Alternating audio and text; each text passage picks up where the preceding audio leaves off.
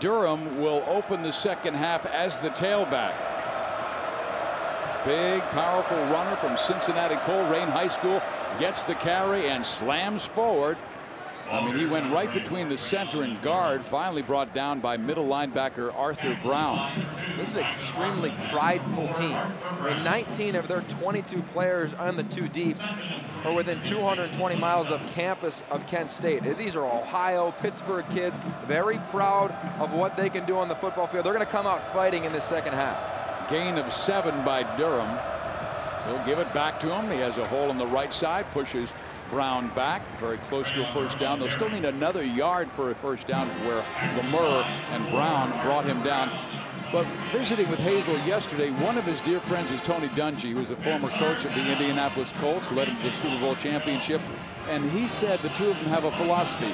We want our A players to make perhaps the guys who might be C players, B players, and the B players, A players, where they'll make that transition, where Kent State will be a force again in the MAC. On 3rd and 1, Durham carries. Durham can't get the first down. Kansas State has stuffed them several times on 3rd and short, and this time it was the new tackle by Latui to bring him down. Kent State came out very aggressive, running the football their first 2 plays of the second half. They come again on 3rd and short and just get stuffed in the backfield. Great penetration from that defensive line. Latui very impressive at the defensive tackle position thus far this evening. Reinhardt, who's been a strong punter in tonight's ball game. Tremaine Thompson standing at his 30. The kick goes out of bounds near the 40-yard line. Let's take a look at the Kansas State team leaders in the first half, and Colin Klein looks like he will get the start to open the second half. Klein with 184 yards total offense, 3 touchdowns, 1 through the air, 2 rushing, ran for over 100. Hubert just 6 carries, and Chris Harper had 4 catches. You've got to be impressed with Klein. I mean, think about what he did week 1 of the season. Did not play very well running or throwing the football. Very impressive first half for this starting quarterback.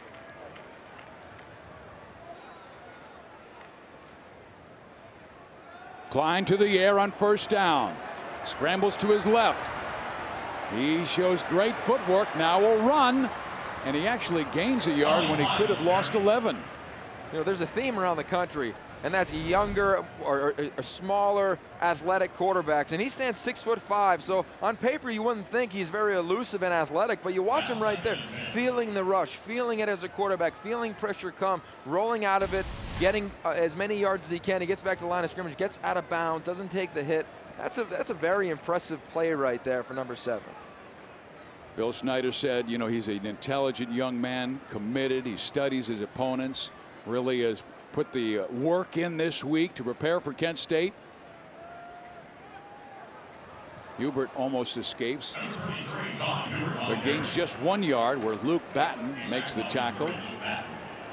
Batten has been their star linebacker in their first 2 games with 17 tackles. Now watch Klein. He just rides the running back for as long as possible. He has the ability to pull it out or give it to him as they read the defense. So those 2 players really have to be on the same page, and they've been there thus far tonight. 3rd and 9. Sheldon Smith goes motion.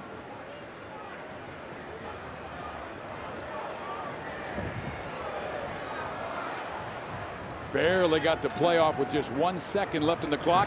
And Klein will run. And Klein will get the first down.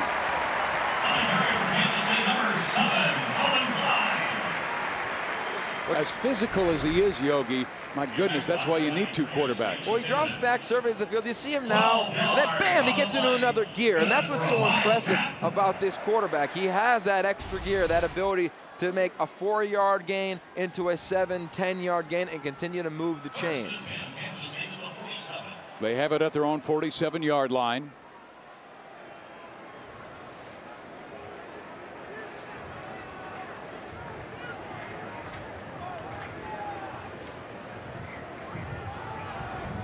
This time Klein is ridden down for a loss of 3 on the play. A fine defensive play by Zach Hitchens. who has been a backup defensive end this year from Winchester, Ohio. There's that decision again you talked about. And that right there is the first run they've had tonight that's been for a loss. Wow. And this defensive line, they're getting a beat on the running attack right now. They made some adjustments at the half.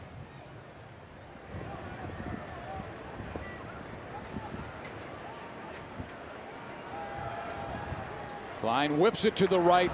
That's the second time Chris Harper has dropped the ball tonight. Almost seemed like he's thinking of running with it before he makes that reception. And you watch his eyes. At the last second, he's taking his eyes away from his hands. And as a receiver, they call it looking it to the tuck. That means when the ball is coming to your hands, you catch it, you watch it to your hands, then you follow it all the way to the tuck to make sure that you secure the football.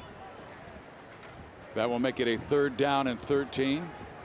Kansas State has converted over 80% of their 3rd downs in this football game, dominating, leading 34-0.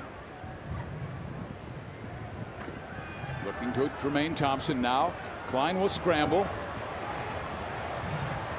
He's out of bounds near the 50-yard line. And those are the plays right there where they're going to go back on film and say, hey, why don't you just run out of bounds right there? You don't need to take that hit. You can see his right elbow, some blood on it from that last hit right there. You're definitely never going to question that young man's toughness. No question, but I do believe that's why Bill Snyder will give Samuel Lamore reps, because once you get to the Big 12 Conference, there are some great defenses, hard hitting,